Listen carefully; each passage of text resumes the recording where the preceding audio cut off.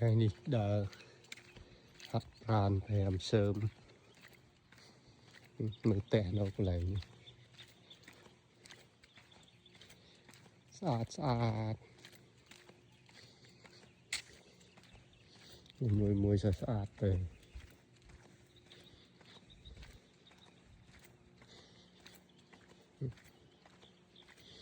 tẻ nó rít chừng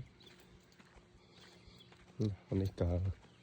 2,8 square feet នឹង2,9 square feet នេះស្អាតណា3ហ្នឹងមើលញៀននេះគឺស្អាតនេះផ្លែក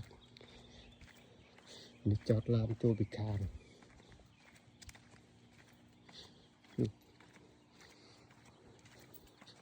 នេះពុងធ្វើឡើយនេះស្អាត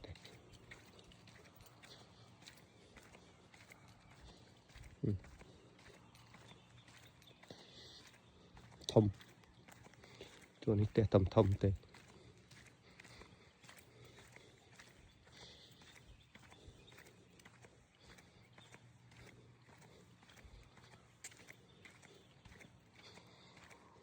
អញ្ចឹងចប់ហើយអរគុណប៉ុណ្្នឹងសិនណា